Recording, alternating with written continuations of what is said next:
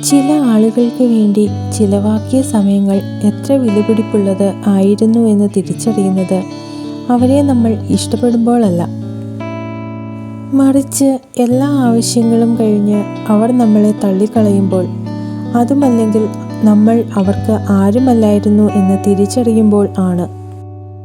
ജീവിതത്തിൽ തകർക്കാനും തളർത്താനും ആളുണ്ടാകും,